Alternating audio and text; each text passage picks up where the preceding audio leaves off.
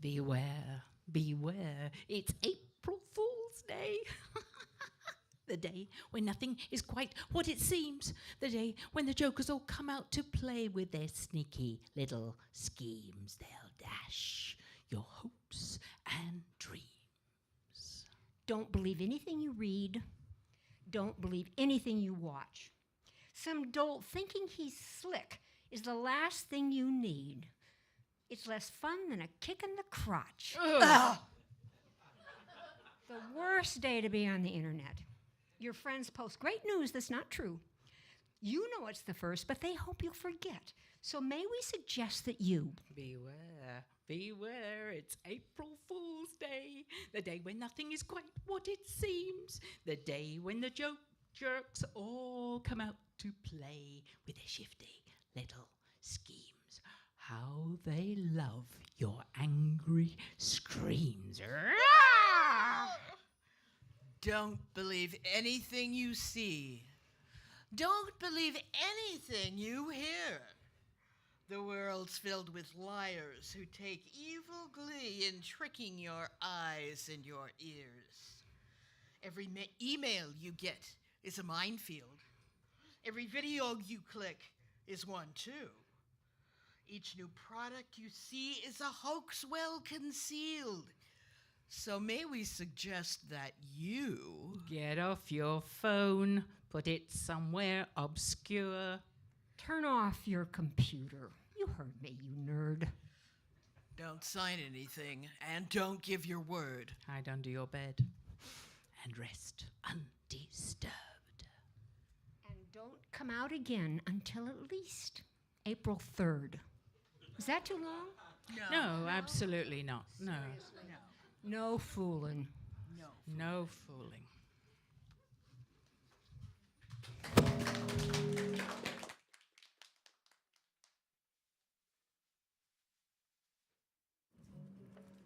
Oh, that says,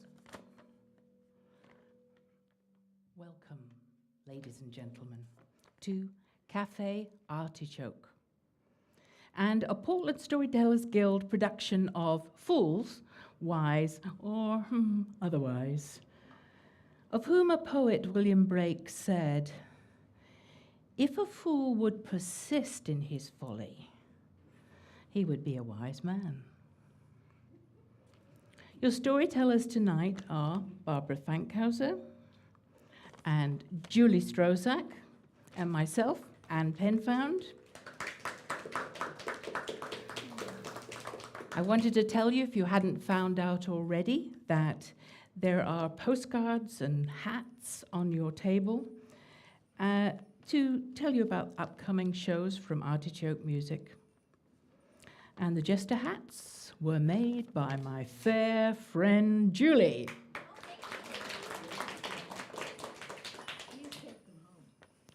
Please, she says, please take them home. Before we start, we have a few housekeeping items. So I'm going to ask you to please turn off your phones. And if you are taking photographs, I know we have a couple of people here that are for us. Please make sure your flash is off, because otherwise, if it goes off and I'm mid-story, you've had it. I can't go anymore. That's me finished. I want to let you know that the loos, the bathrooms, and the restrooms, which is all the one thing, they're at the back of this room here and turn to the left. Now, if you go, you can go upstairs, and there's one at the top of the stairs, or you can go past the stairs and round again to your left, and you'll find another restroom there. We do have one at the front, but we would like to suggest that you don't use that one during the performance, because we'll know where you're going. And unless you're absolutely desperate, we say, please go back the way.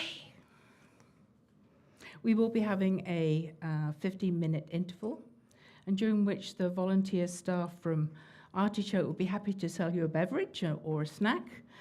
All the monies from the bar go to support the work that Artichoke Music does, because it's a non-profit organization and it supports the community. Tonight, I have special thank you for Artichoke volunteers staffing our venue. Gary, who's our sound technician. Sarah, who's running the bar. And Steve, who checked you off when you came in. And now, for your delight, we present storytelling in the oral tradition. And I'm just going to stand here, I think, and tell you my first story. No, I'm not. I'm going to sit down and tell you my first story. Thank you. This story is ages old, at least 5 centuries. And it's a story of a Turkish trickster called Nasruddin. One evening, Nasruddin was sitting reading the holy texts by lamplight. And as he turned the pages, his eyes began to droop. Fatima, he called his wife. Fatima, would you bring me a drink of water? But when he looked, Fatima was not there. Oh, so he had to get up and go and fetch a glass of water for himself. When he got into the kitchen, the water jug was empty. I need to go down to the well and draw some water. And so he went out of the back door and into the garden. It was a beautiful evening, the smell of jasmine and the warmth of the air. And he walked down to the well and picked up the bucket. And as he did, the moon has fallen in the well. It will drown if I don't do anything. Fatima, Fatima, come and help me, Fatima. But of course, Fatima was asleep and she didn't come.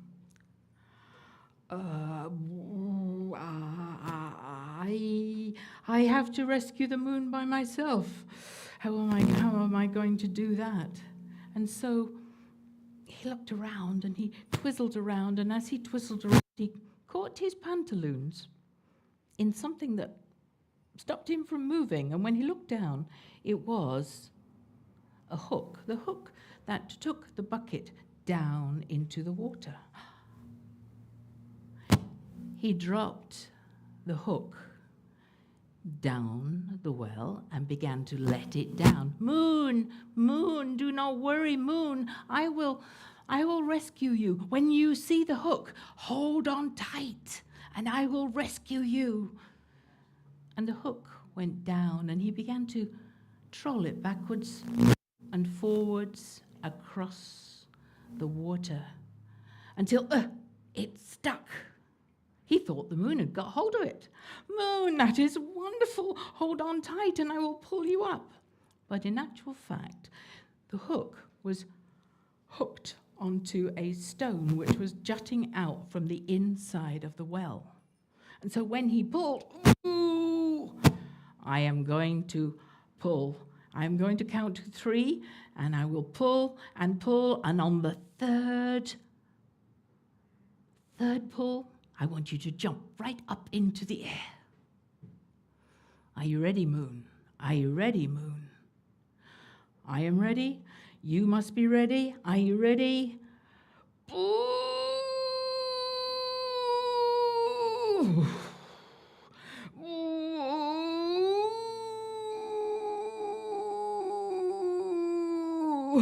One more. The third one will be the hardest. Are you ready, moon? And just as he pulled the hardest that he could, the hook dislodged the stone. Nasruddin lost his balance, thunk, and fell back on the ground, and the stone went whoosh, and hit him on the head. He lay there, and then he he opened his eyes. Look, the moon is in its rightful place. He began to feel very, well, I did it. I got the moon up there. I am a hero. I am a hero. And then he took himself off to bed. He lay down and closed his eyes, bathing in the light of the moon that came through the window and played on his eyelashes. And he just knew that even though his head was sore, it would be a reminder of his bravery, his heroism, the fact that he had saved the moon.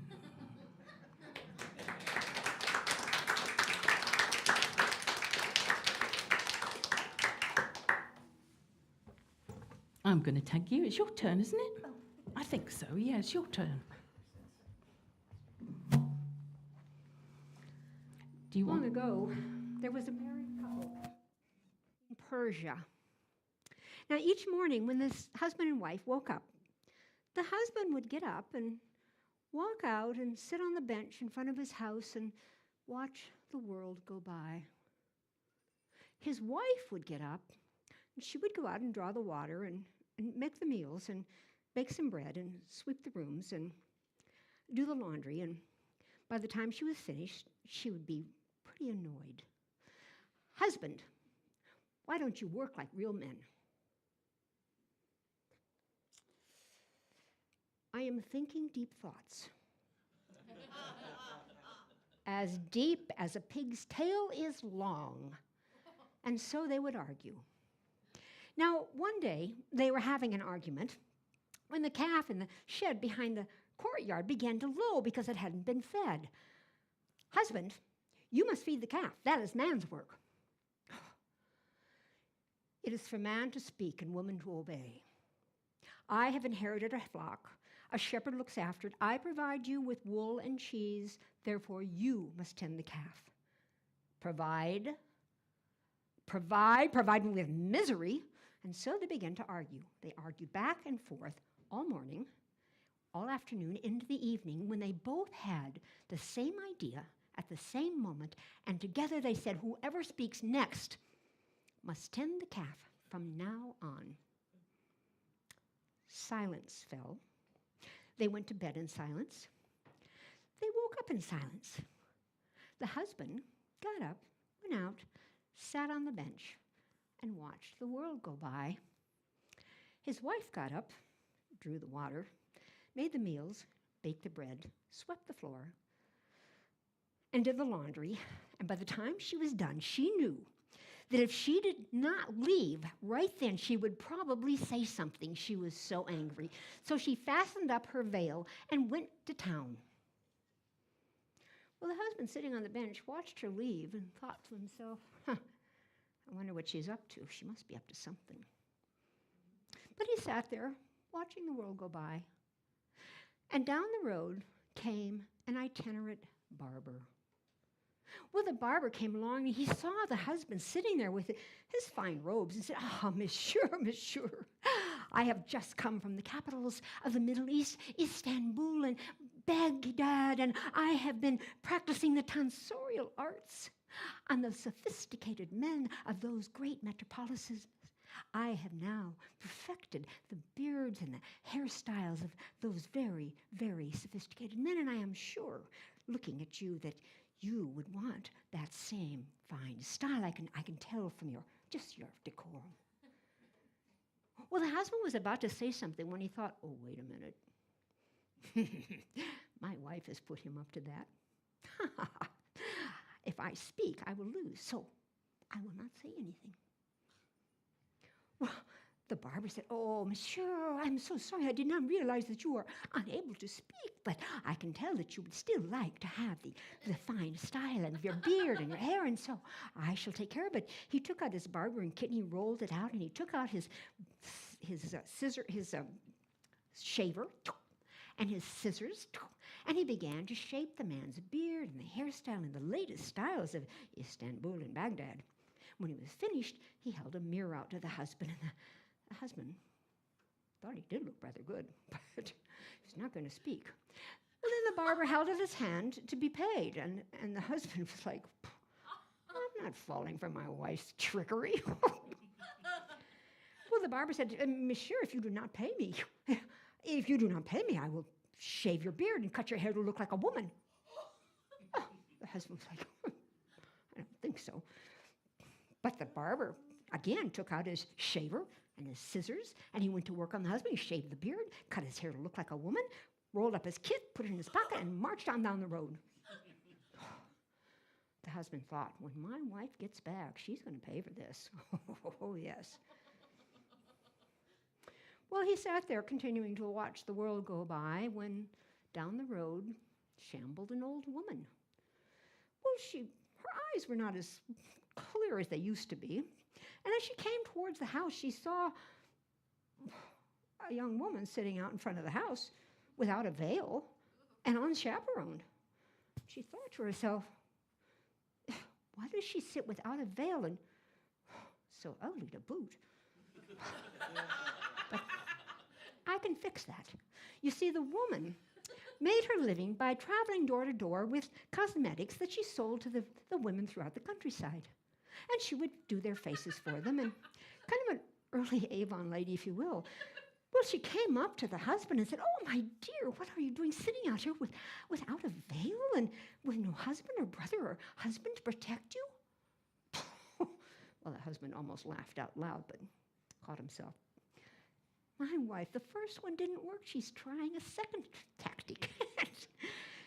I'm not falling for this one bit. Well, the old woman looked at the husband and said, you know, I could help you get a husband with my talents. I know just the way we can make you up so you will have suitors lining up at the door. She opened her satchel and took out some paint pots, studied the husband for a little bit. I think I have a beautiful sparkly blue eyeshadow for your eyelids. I think would be beautiful. And some smoky coal on your eyes. Oh, and when you put your veil up, you will just be radiating desire. And oh, you will have a husband in no time when I am finished with you. Took out the paint pots, indeed, put the eyeshadow on. The coal came up, and the rouge, the cheeks, and the lips, and oh, you are so you. Yes, with the veil, oh yes, you will definitely get a husband. Well, the husband was furious, just like he was not going to say a word. Well, then the old woman put her paint pots away and held out her hand to be paid, and the husband was like, oh. And then the old woman said, oh, never mind. She reached into the husband's pocket, took off the money she found in there, put it in her pocket, picked up her satchel, and went on down the road. Well, the husband was furious at this one. He was just, when my wife gets back, Well, the next person to come down the road, kind of sliding down the road, was a thief. Now, the thief looked and he saw that young woman sitting on the bench without a veil, without his chaperone, and thought, well, that's unusual. And he had found that unusual situations frequently proved to be lucrative. So he sidled up to the husband and said, my dear, what are you doing sitting out here without a husband or a father or a brother to protect you? Oh, the husband almost laughed out loud. It's just, no.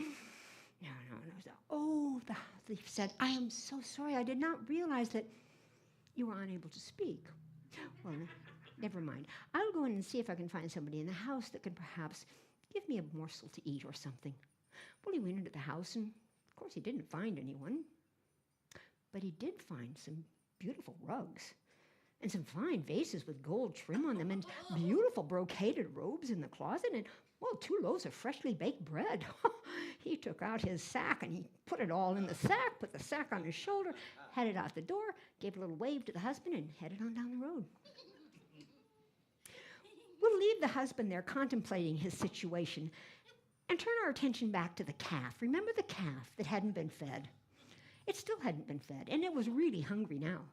So it broke out of its stall, ran through the courtyard, came out the door, and headed down towards the village. Well, the wife was visiting a friend of hers whose apartment overlooked the town square and suddenly heard a terrible commotion. They went to the window and looked out, and there was the calf, her husband and her calf, running from merchant stall to merchant stall, looking for something to eat, some water, and, well, the wife put up her veil and went down, caught the calf, and headed back towards home with the calf. But as she got to her house, she did not see her husband sitting on the bench. No, she saw a strange woman sitting there. She came up to her husband and said, "Who are you and what have you done with my husband? I've only been gone 2 hours and he gets another wife." And the husband leapt to his feet and said, "Ha ha, you spoke first. You have to take care of the calf from now on." The wife was incredulous. She looked at him and said, You shaved your beard and rouged your cheeks to win a bet? Ha ha ha, don't change the subject. Ha ha, I knew you lost the bet fair and square. You have to take care of the calf. Well, the woman went into the house, and when she went in, she stopped and she looked around and she said, "Well, what has happened to our rugs and our vases and our clothing? What has happened to all of our belongings?" And the husband had followed her in and said, "Oh, it was that fellow you hired to impersonate a thief. He took it all." Well, the wife looked at him and said, "I hired no one. I hired no one. You have lost your face and your fortune to win a silly wager? Oh, you are right. I will take care of the calf from now on because I'm taking the calf and leaving." Took the calf, out the door she went, and down the road. Well, by the time she got to the town square, she'd been thinking through, all that had happened, and she got there and she saw some children playing by the town fountain, and she called them over and she said, "Did any of you see a man go through with a big sack on his back?" And they all said, "Oh, yeah, he headed off into the desert. See him out there?" She looked, and sure enough, she could see a retreating figure with a large sack on his back, and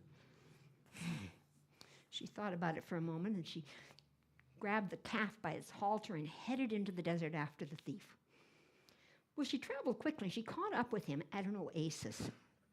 He was resting, and she came and she sat down across from him and began to look at him and sigh and bat her eyelashes. And the thief was flattered by her attention and said, "Oh, madam, you are out here without a father or brother or husband to protect you?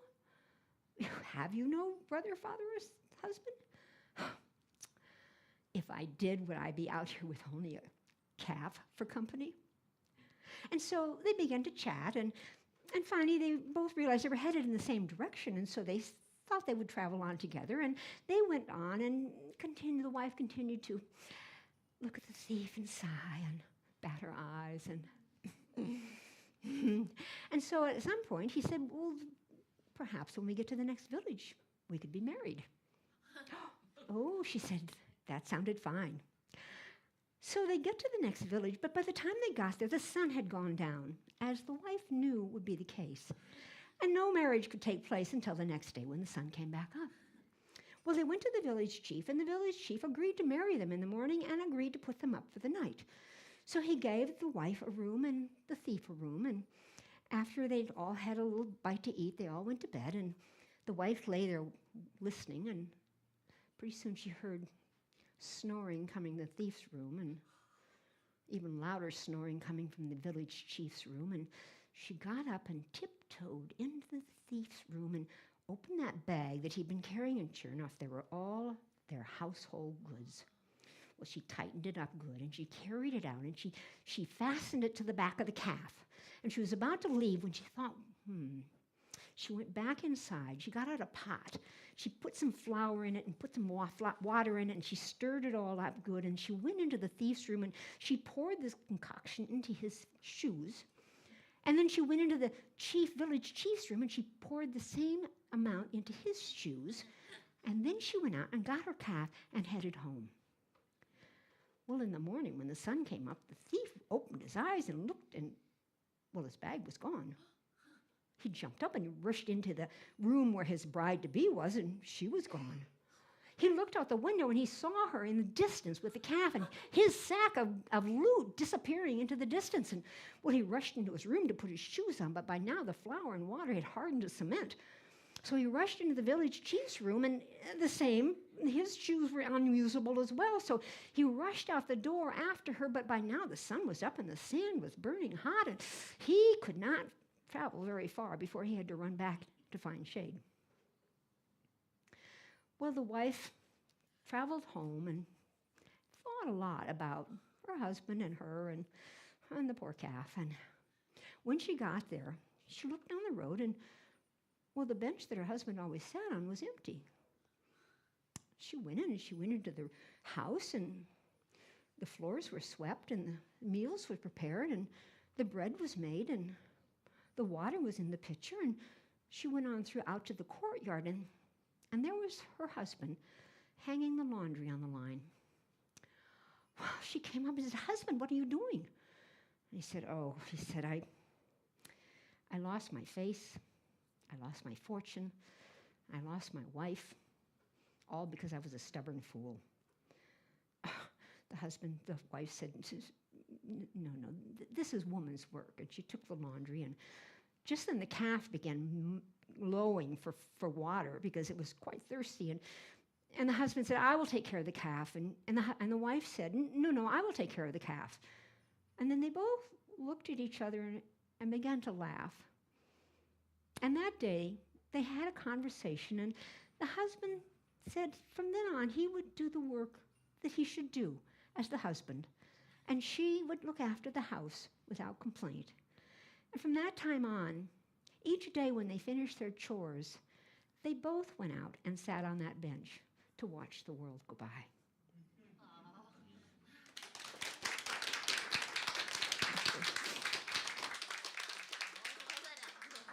You're up. My turn. Oh.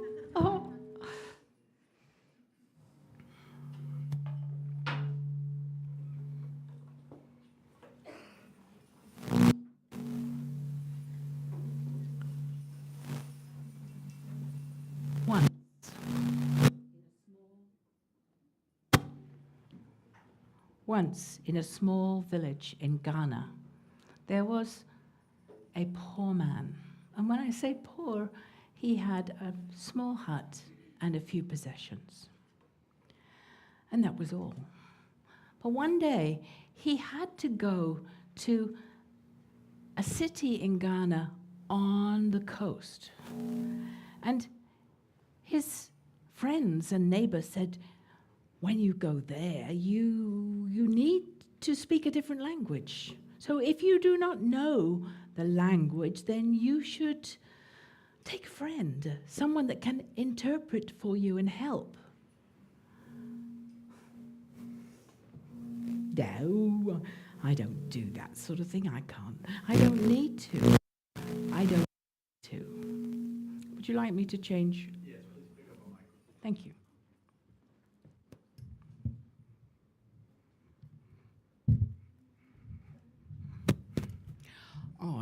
I don't need to change.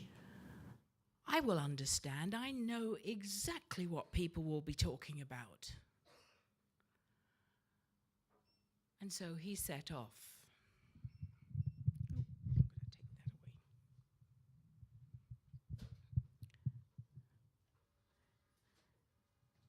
He went towards the city. And he walked and walked and walked until he came just out in the outskirts when he saw a huge herd of cows. And he thought to himself, "Oh, look at those cows, such a huge herd. I wish I had a herd like that." And so he said to the herder, "Whose cows are these?" And the herder did not understand a word he said. And so, in his own language, the herder said to the man, "Menu, I don't understand. Mr. Minu owns this giant herd of cows. I wish I had a herd like that." But he walked on until he came into the city, and it was full of the most amazing things that he had never seen before. And there was a magnificent building so tall. Look at that building. If only I had a building like that. Do you know who owns that building? And the person that he spoke to didn't understand what he was saying. And so he said, I don't understand. Minu. Mr. Minu. He owns a tall building. He owns a giant herd of cattle. He must be very rich indeed.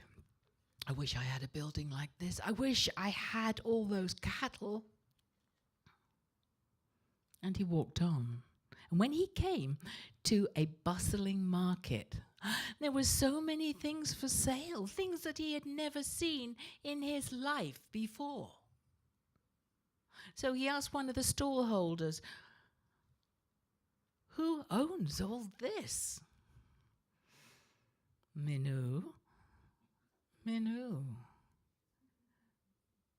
Mr. Minu owns these things and those things. Mr. Minu owes this and that and the other, and Mr. Minu must be very rich indeed. I wish I was so rich as that. But he wasn't, and so he walked on. He did his business, and then he turned around and started back home. And as he was leaving the city, he came across a funeral. And he said to one of the mourners, "Who died?"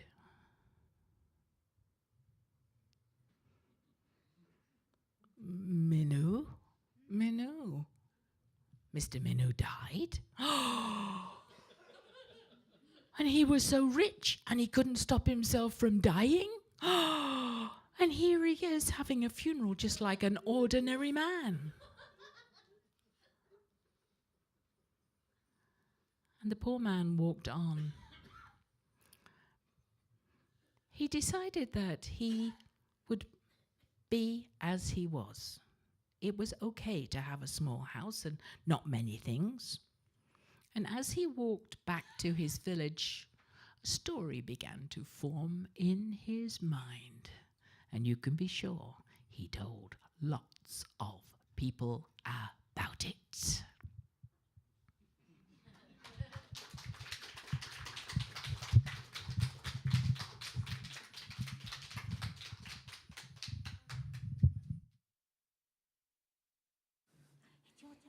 All right.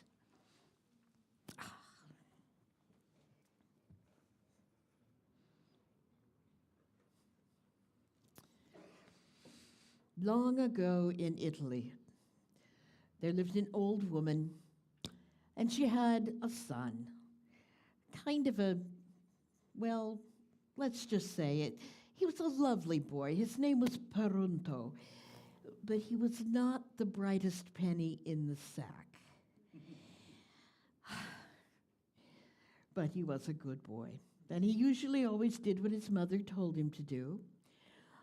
Sometimes when he would start a project, he would go maybe a little too far with it, but nevertheless, he was fine.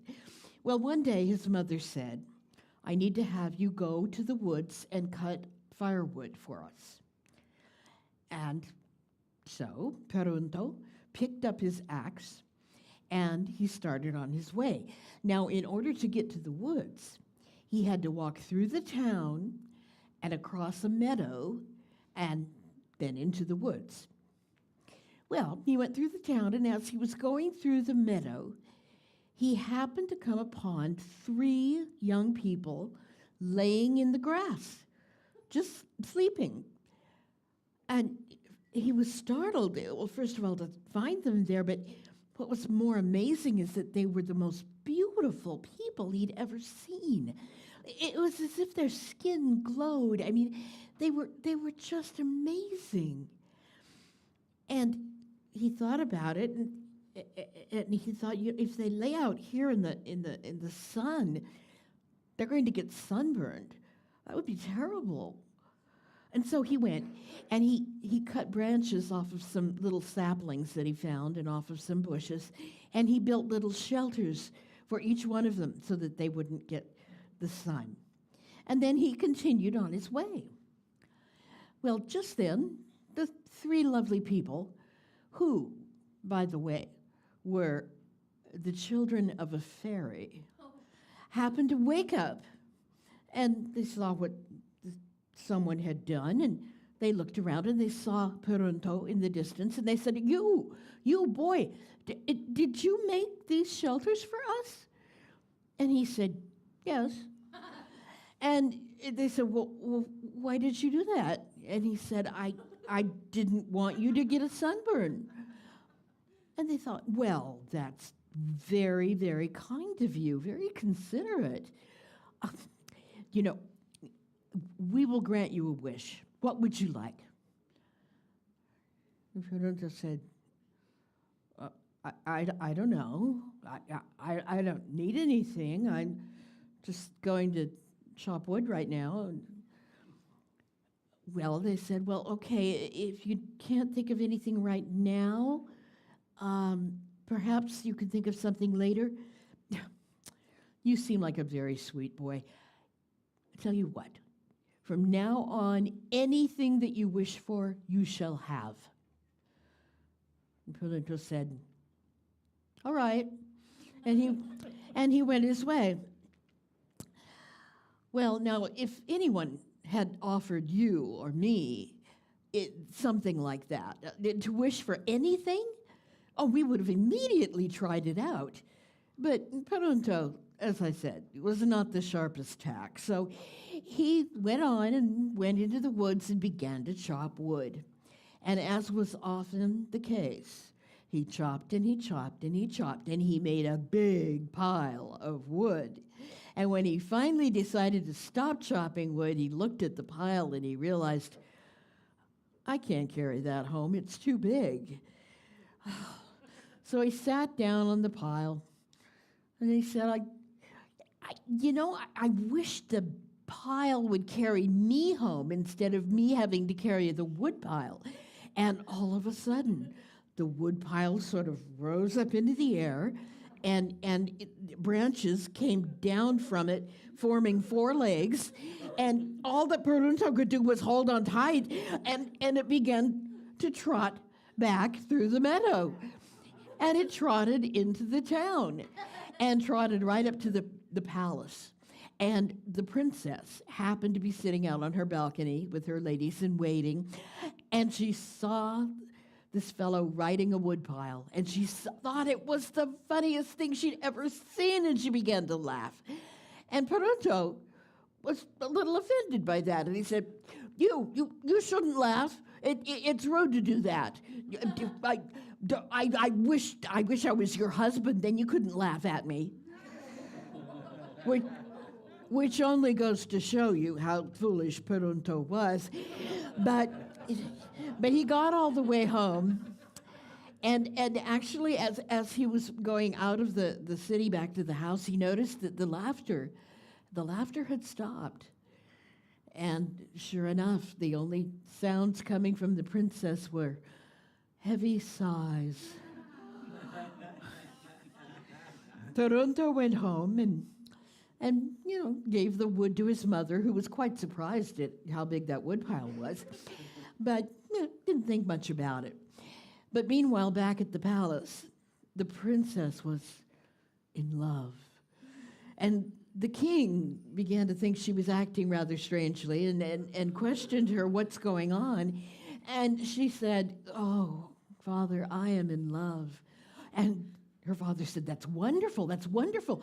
I need an heir to the throne, and you need to be married. We will call in all the princes and the noblemen in the area, and you can choose one of them. It will be wonderful.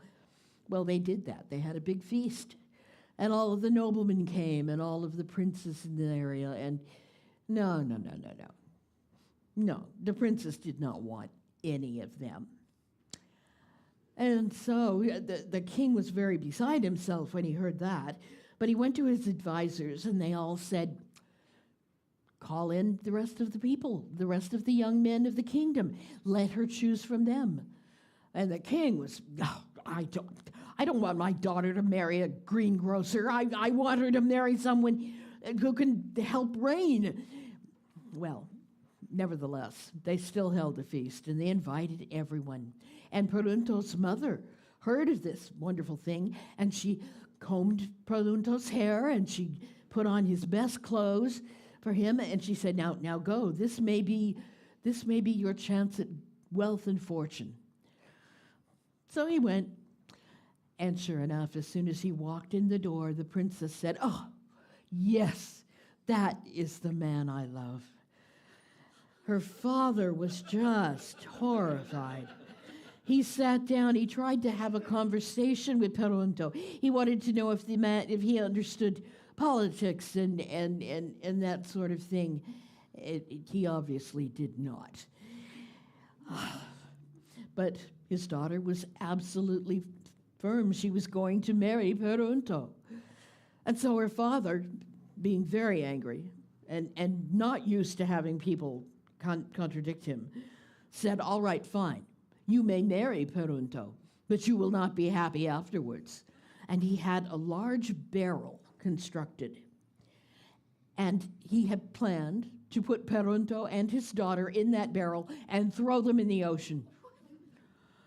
Well, the ladies in waiting found out about this, and they put raisins and figs into the barrel, but nevertheless, the princess and Perunto were also put in, and the lid was hammered on tight, and they were thrown into the ocean. Well, the princess was just beside herself. She kept crying and crying and crying. Perunto, on the other hand, was very fond of figs and raisins, and he began munching on them, and he finally said, "Well, what's the matter?" And she said, "Oh, we are going to suffocate in this, or we're going to drown. Don't you understand the position we're in, what's happening with us?" Finally, Perunto said, "Well, eat the figs and the raisins. They're really good. Yeah, they're my favorite, in fact." No. She said, "Oh, if only there was a ship would come and rescue us." And Perunto, he munched on the figs and raisins, and I don't know, maybe it was the extra sugar, whatever.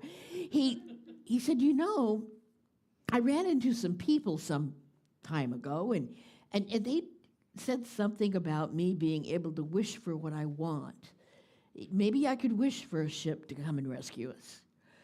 And she said, "Would you?" He said, "Well, all right." And so I wished that a ship would come and rescue us. And all of a sudden, the lid flew off the barrel, and there, right in front of them, was a beautiful ship with sails and sailors and servants and all sorts of things. And they pulled the princess and Perunto on board, and Perunto insisted that they pull the cask on board with the nuts, the raisins and the figs. And so they did. And so the princess and Perunto lived on the ship for quite a while, and they had everything they needed. Oh, lots of food and people to look after them, and it was wonderful.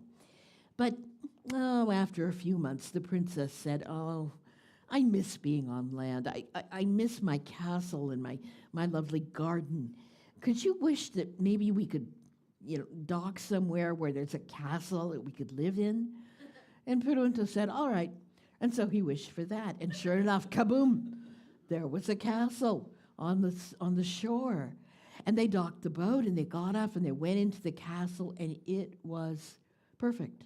Everything that she wanted was there. They had a garden, and they had beautiful furniture, and just everything. It was wonderful. And as they lived there, they were very happy. But one day, the princess came to Perunto and said, "We have everything we need, and everything we need that we don't have, you can wish for. But I have a special request. I would like to wish that you could be just a little smarter than you are. Just a tiny bit, and maybe just a little more handsome, too." Perunto said, if it makes you happy. And so he wished to be intelligent, and he wished to be handsome, and whoosh, there he was. He was very handsome, and he was very smart, and it was amazing. And so from then on, whatever they needed, he knew to wish for on his own. And everything was fine with them. They lived in the castle, life was good. But in the meantime, the king was feeling very, very sad and guilty about putting his daughter in a barrel and sending her off to sea, especially with that idiot. But anyway, he thought about it, and in order to just get his mind off of it and help him think of other things, he began to hunt. And he would go out on his horse every day hunting. And one day, he was out riding quite a distance from his castle, and he got caught in a snowstorm. And as he was looking for a place to shelter himself, he came upon another castle, one that he had never seen before. He rode into the courtyard, and the only people that were there to greet him were two young boys, very handsome, very, very sweet young boys. And they told him to come, and they put his horse in the stable, and then they took him inside and sat him down at a table, and he had a wonderful meal prepared for him. It was marvelous. And he ate, and then a candle sort of floated through the air and guided him to a room where he could sleep. And so he slept, wonderful, wonderful sleep. And when he woke up in the morning, he hoped he could see those young boys again. And when he came out of his bedroom, there were the young boys, and they were standing there with their parents. And lo and behold, their mother was his daughter, the princess. Oh, he was so happy. And it looked as if she'd found herself another husband, because he was very, very handsome. And as they got to talking together, turned out he was very, very smart, too. And they just had a wonderful time.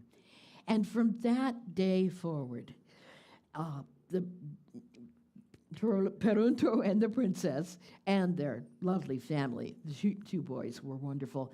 They would live half a year in their castle and the other half of the year with the king. And that worked out beautifully. And Perunto, he did not forget about his old mother. And he sent for her so that she could come and live in the castle too. And she came, and she was given all kinds of wonderful clothing to wear and food to eat, and she didn't have to work hard, and it was just wonderful. But Perunto had a terrible time trying to explain to his mother that he was Perunto. He was her son. And all she could say was, "Oh, I know my own child, but you are not Perunto. Perunto never was as good looking as you are. He never was as smart as you are. No, you couldn't possibly be Perunto." The only thing that made her think he might be Perunto was how fond he was of figs and raisins. But nevertheless, she never did believe him. And even on her deathbed, she said, "Oh, my son Perunto, I wonder whatever happened to him." And that is my story. Oh. And now we are going to have the interval, but first, you have to listen to my announcements. There will be a number of performances coming up very, very soon, and we want you to definitely... Oh, dear. Would you get my glasses out of my bag? We're all fools tonight, so, I can be foolish, too. Trust me. Thank you very much. All righty. Also, for those of you who know me, you're probably wondering if this is my hair. Yes. I want you to know that it is my hair. I paid full price for it. And I like it. Okay, here we are. First Saturday of the month, next month, here at Artichoke Cafe, live performance, which will be on May 6th. We're going to do a show called How About That? With the Storytellers Ken Iverson, Anne Louise Sterry, and Rick Huddle. And if it's those three, you know you're going to have a good show. If this one was funny, that's going to be fantastic. Okay, and on June 3rd, right here at 7:30, there will be a performance by some well-known storytellers. In fact, they will be Barbara, Anne, and me, along with our friend Pam Maven. We are the Crones, and we will be performing What a Tangled Web We Weave, Tales of Wise and Wily Women. So, and then we have some extra shows that are virtual and will appear on Zoom. April 15th, Anne Rutherford will be doing a lovely one-woman show called Rutherford's Brain Nowadays, and I'm sure it's going to be good. On May 20th, there will be a show, Snickers, Guffaws, and Belly Laughs, with Patrick Gannon and guest Eric Foxman. So, and for more information, check out our website, which is portlandstorytellers.org. Okay? Now, anything else I've forgotten? No, I don't believe so. So, please imbibe at the bar, and we will be back in a few minutes.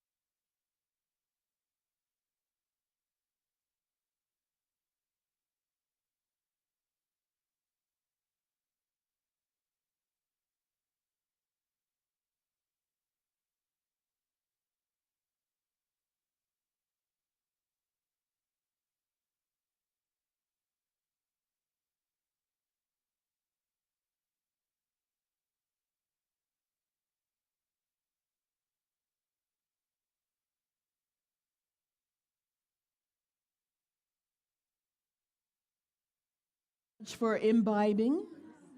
Pardon my eyes for watering. I don't know why they're doing that, but anyway. My next tale is about two farmers. They had farms that were adjacent to one another, and they both decided that they wanted to buy a horse. And they thought there might be a good thing to pasture the horses together in a plot that was right next to both of their farms. And so that's exactly what they did. But they worried. How could they tell the horses apart? Oh, they thought about it for a long time. Finally, one of the farmers said, I know, I'll cut my horse's mane. So it'll be very short, and then the other horse will have a long mane, and we'll tell them apart that way. Well, all right, that sounded like a good idea. And so they did. But the trouble is, manes grow, and the mane grew back out, and now they were right back where they started. So they thought and thought, how are they going to tell them apart? And finally one said, well, I could cut the tail on my horse. And so he did. He cut it pretty short. And that worked for a little while, but then the horse that had the long tail got it caught in a barbed wire fence, and they had to cut part of the tail off, and so they ended up with two horses with short tails. And they still worried, how could they possibly tell them apart? Finally, one of the farmers said, I have an idea. Let's measure the horses.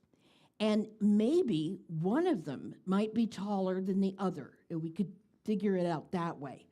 And so they measured the horses. And lo and behold, the brown horse was at least 3 inches taller than the white horse with the brown spots. Thank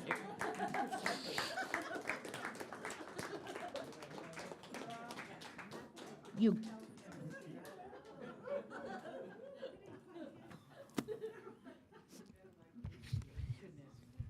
Goodness.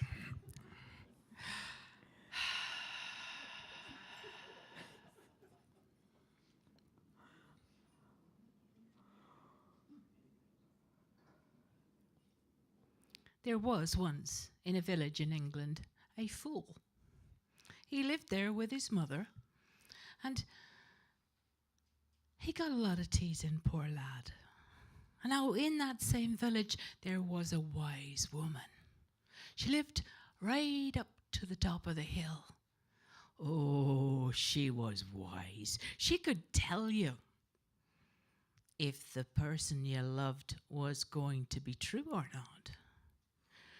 She made the most amazing tinctures, cure your cough. And the poultices would take away that burning in your arm.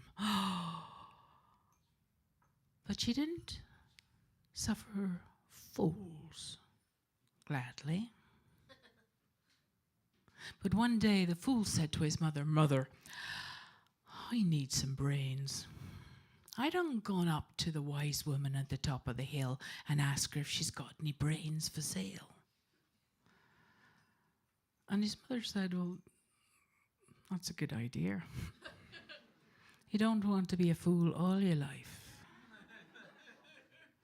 And so the very next day, went out the front door, along the road, over the stile, and up the hill to where the wise woman lived. And there she was, outside the door, peeling her potatoes. And as she watched him coming towards her, she goes, oh, there's a fool if ever I did see one. And she threw a piece of potato peeling over her shoulder for luck. Morning, missus. Morning. Weather's fine. 'Tis. Pigs is fattening.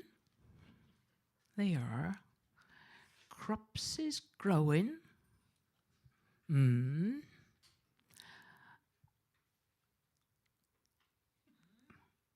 Oh, I reckon that's all the pleasantries over, missus. Now we get down to business. have you got any brains for sale? Well, that depends. I mean, if you want king's brains or doctor's brains or scientist's brains, no, I don't have any of those. Oh, no, Mrs. I don't want any of those either. I just want an ordinary bottle of brains, same as folks round here have. Well, I may be able to help you. But first you have to bring to me the heart of the one you love, the thing that you love the best.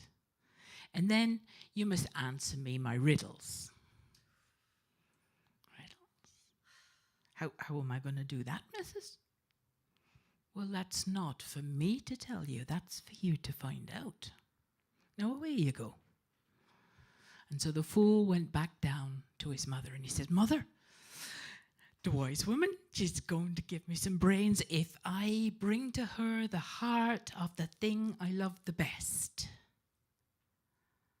Well, I do like pork scratchings. Pork scratchings? You know, that skin that gets all crinkly and bitey, you know that? I love that crisp skin. Pork scratchings, that's my favourite. Should I kill the pig and take the pig's heart up to my mother, to the wise woman, mother? Well, if that's the thing you love the best, of course, that's what you should do.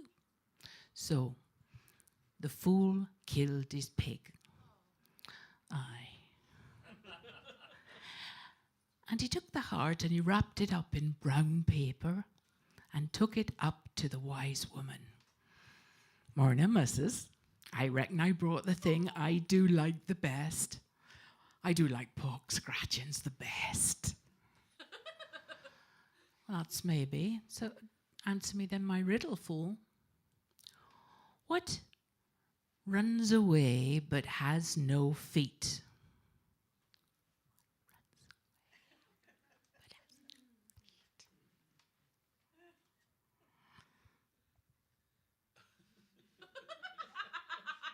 I don't know, missus. Well, you know, that means you haven't brought the right thing to me. Now, just away you go. And next time come back with the right thing, and then you can answer me my riddle. And so the fool went down the hill and climbed the stile and sat down beside the road, and he began to cry, oh no, I don't got any brains. And now no one will love me and no one will marry me and I haven't got any brains. I didn't answer the right question or bring the right thing. And as he was sitting there crying away, this lass came up the road and she looked at him. Why are you crying, fool? Oh, the wise woman said I don't get any brains today, and I need brains if someone's to marry me. Marry you? I might marry you. They do say fools do make good husbands.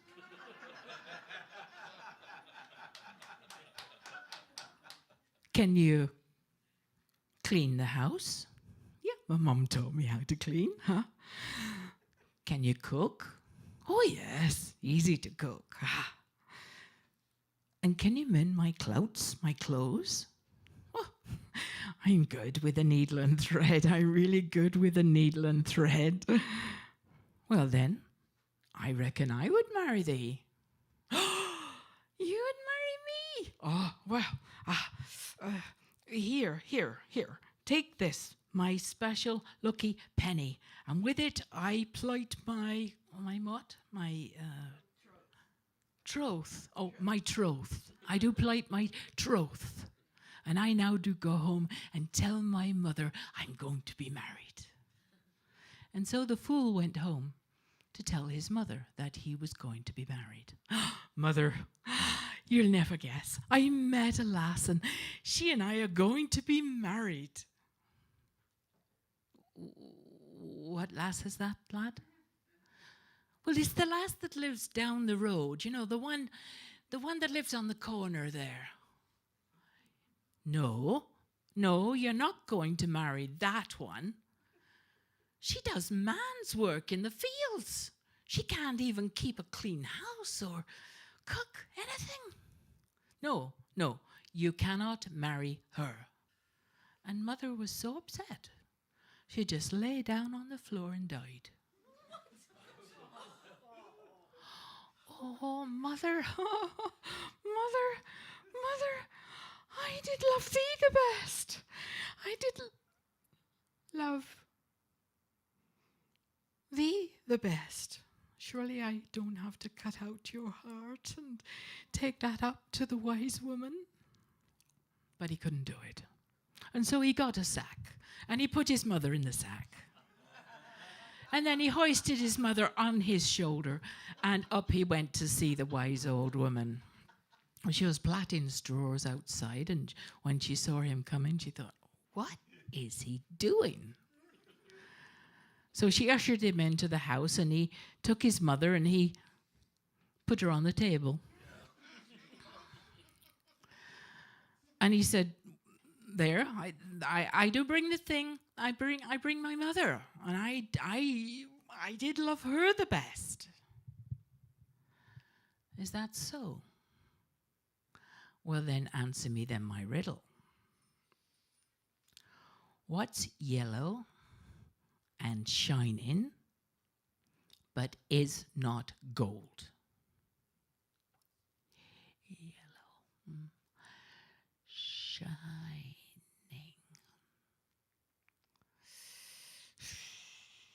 and is not gold.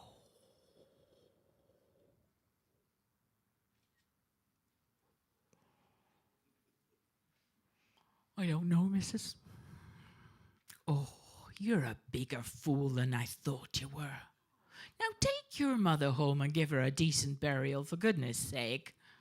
And so the fool took his mother home, and he buried her in a right and proper manner. And after the mourning period was over, he married the lass. And he did all the work in the house. He mended their clothes, he washed, and he was happy as Larry because she worked in the fields and brought in the money. One evening they were sitting there in the winter time, and he says to her, oh, lass, I do love thee the best. I do love thee the best.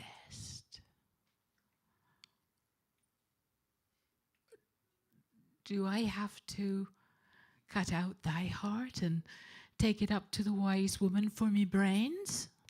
Oh, no, she said, no, just take me as I am, and I might help you with your riddles. Riddles?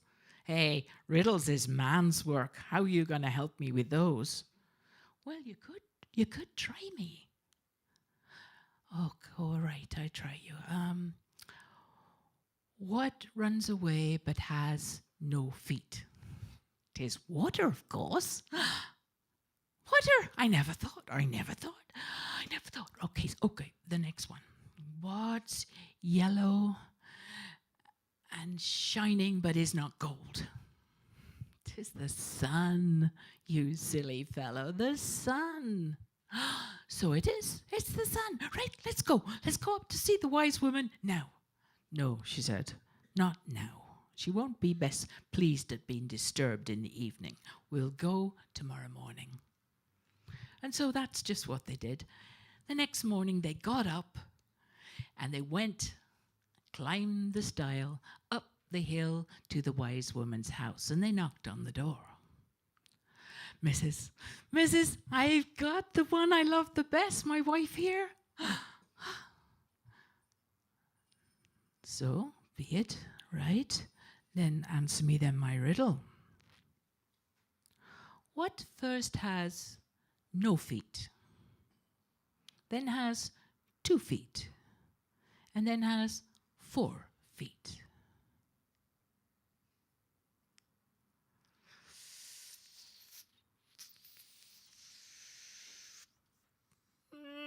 Don't know, Mrs. But his wife, she whispered in his ear, 'tis a tadpole. Oh, he has a tadpole, 2 feet, 4 feet? Yeah. Yes, Mrs., it is a tadpole. My wife done tell me. And tell me the answers to my other riddles then, fool. Well, what runs away but has no feet is water, missus. And the other one, the one that was yellow and shining but has no, wasn't gold? Well, that is the sun, missus. My wife don't tell me. Well done, fool. You've got your brains at last. Oh, where are they? They're in your wife's head. They do say the only fool for a cure for a fool is a good woman. Now, away you go and have a good life. And they went down the hill, over the stile, and back home. And you know, that fool never asked for brains again. He didn't want them because his wife, she had enough for both of them.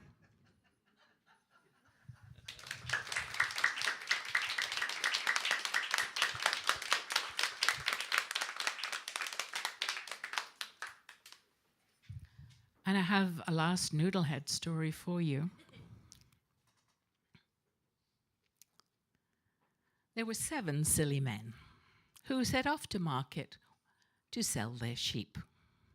Well, they walked and they walked and they walked and they walked and they walked and they walked, and the sun was beginning to set. They had not left early enough, so they were forced to sleep out in the open. But it was quite chilly. How were they going to keep warm? They consulted with each other, and they decided that they would lie in a line so that everybody had someone beside them.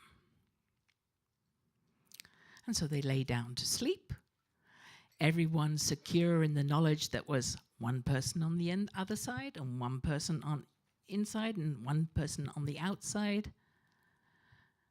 Except after a while, the people on the outside realized that there was no one beside them. And they were getting cold. And they got up and they said, "Hey, this is not fair. You all have 2 people, one on either side. We only have 1 person on one side and no one on the other, and we're freezing."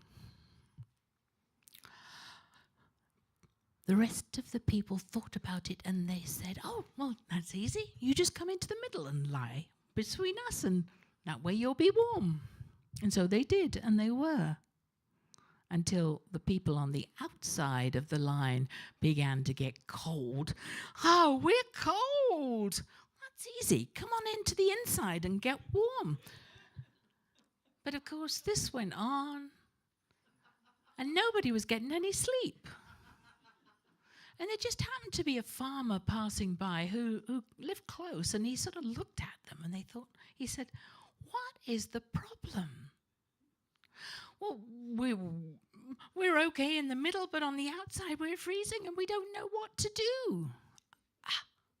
"I know how to solve that problem," said the farmer. "Just wait and see." So he picked up a stone and he put it down on the ground. And he said, "Every one of you put your feet to the stone." And so they did. And so with their feet to the stone, they were laying around in a circle. And everyone had somebody on either side of them. They were so toasty warm. They thanked the farmer and then fell fast asleep. In the morning, they woke up. But there was a problem, because during the night, their feet had got all jumbled up together. And they didn't know which foot was whose and what was who. Oh. Where are my feet? I don't know where my feet are. I can't get up if my feet are not with me. Where are they? Where are my feet? And they sat there and they pondered the problem. They grew very thirsty. They grew very hungry. But they didn't get the mussed up feet sorted out. And that farmer, he walked by just as their sheep had got fed up and wandered off. He said, what's the problem now? Well, look! Our feet are all muddled up. How do we know how do we get to our feet? We can't get to our feet if we don't have our feet. What are we going to do? The farmer didn't say a word. He picked up a twig and he began to tickle the feet of the men. Each one jumped up in turn. My feet, I found my feet.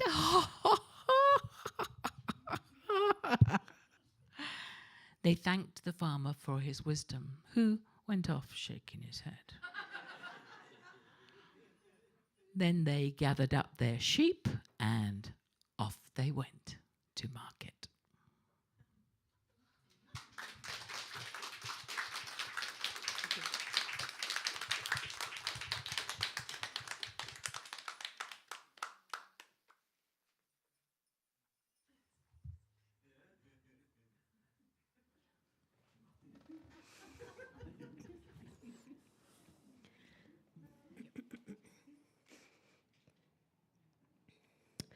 There was an old woman who lived just on the outskirts of a small village called Headley. It was a threadbare little cabin. It didn't have much furnishings, but she was very happy there. She loved her little cabin, and each morning before she went into the village to go to work, she would bring in some logs and pine cones and put them in her little hearth so that when she came home at night, she'd have a nice toasty fire to warm herself by. Well, she made her way in the world by doing errands and chores for the farm women that lived in the village. And they liked this old woman very much. They fed her lunch, and they gave her enough money that she could buy a little cheese and bread for her meal when she got home at night. Now, this village, Headley, was plagued by a mischievous hobgoblin, maybe it was, or a boogie. They weren't sure, but they hated it. It made the cows go dry. If the sheets hanging on the line got spattered with mud, it was the Headley Coo that had done it. That was the name of this little spirit, the Headley Coo. And they were terrified. It was a shapeshifter.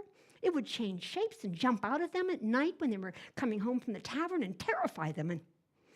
Well, they always made sure that the old woman was done with her chores and on her way home well before dark, because they did not want her to have to run in to the Headley Coo and deal with it. Well, one summer night, she got a little late start, and she was heading down the road towards her house and kind of going along, and all of a sudden she stopped, because there next to the road was a big iron pot. I mean, a lovely big iron pot. It had a handle and a lid and little feet coming out of it. And she thought, who would leave a lovely pot like that next to the road? Well, she looked around, but there was nobody around, so she thought, well, it probably has a hole in it. But even so, I could put things in that pot if I had anything to put in that pot. But I'll just check and see. Maybe it's all right. And she went over and she lifted the lid on this pot to see if maybe there was a hole in it. And it was filled to the brim with gold coins. Well, who would leave a pot full of gold coins next to the side of the road? Well, there was no one around. Oh, am I not the luckiest thing in the world? Look at this, a beautiful pot full of gold coins. Oh, I shall have to get it home. How shall I do that? Well, I will take my shawl and put it around the pot, and I can drag it home. It was a very heavy pot. I mean, a pot full of gold coins weighs a lot. So she put her shawl around it, and she's walking home, dragging this pot behind her, and she's dragging it, and it's hard. It's dragging, and finally she has to stop and take a little breath of air. And she stops. She looks at that pot, and she says, I'm just going to look at those coins one more time. And she lifted the lid and was like, oh, well, it's not gold coins at all. It's a great lump of silver. Oh, am I not the luckiest thing in the world? Oh my gosh! I mean, those gold coins, I would lose sleep over them. I wouldn't know what to do with them. I'd be worrying about somebody breaking into my house and stealing them. And a big lump of silver, that's so much easier to keep track of and look after. And I can still make, it's still worth so much money. I could buy a house with it, or I could bury it at the end of my garden, or, the luckiest thing alive. She put the lid back on and wrapped her shawl around this pot, and she continued dragging this pot down the road and dragging it, and finally she had to take another little rest. She stopped, and she thought she'd just take another little look in that pot and see that silver, and she lifted the lid and was like, oh, I could have sworn there was silver in there before, but, well, now there's a great chunk of iron.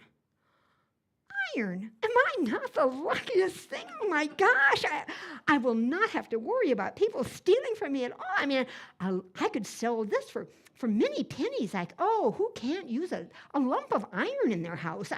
Oh my gosh, I'm not the luckiest thing in the world. So put the lid back on, put her shawl around it, and continued dragging this pot with this lead in it down the road, iron in it, and she gets to her gate finally, and she takes her shawl off, and it was, well, she was sure it was a pot before, but now it's just a great big stone. Am I not the luckiest thing in the world? How did it know that I have been looking for something to prop against my door? And this stone will be perfect.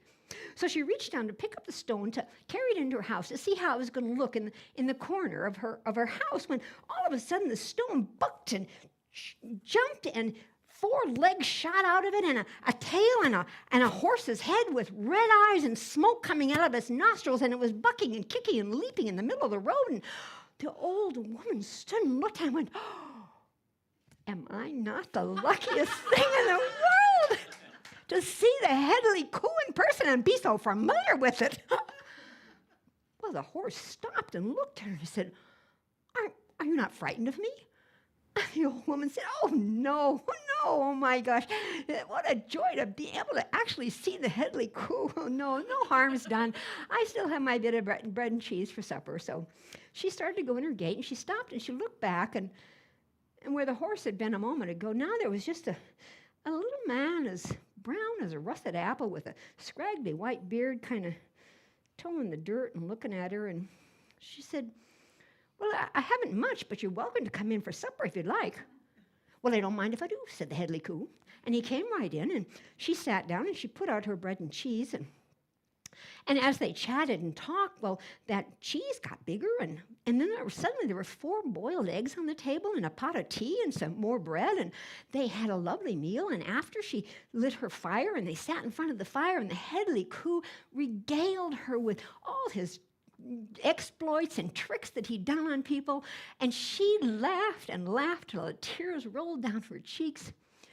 She said, I swear, I have not had such a lovely evening, I can't even remember. And it passed so quickly. Well, after that, the Headley Coo came by for dinner fairly often, and she never said anything about the fact that her wood pile never diminished. And her cupboard was always full of bread and cheese and eggs and tea. And when people in the village would complain about the Headley Coo, she'd say, oh, it's not such a bad fellow. He just likes to kick up his legs a bit. And that is the story of the Headley Coo.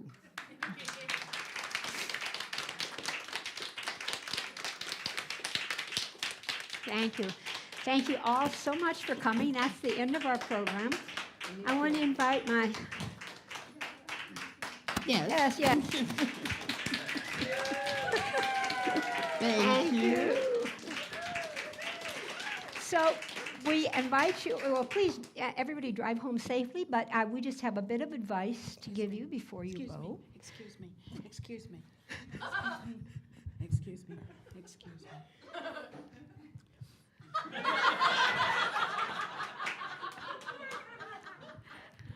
What were you going to say? So I want to say that if If thou hast never been a fool, Oh. Could you say that again? I missed it. if thou hadst never been a fool, then thou surely will never be a wise man.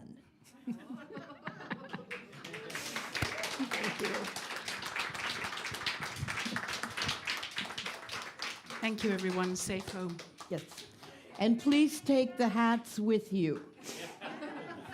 I don't really need them back. It's okay.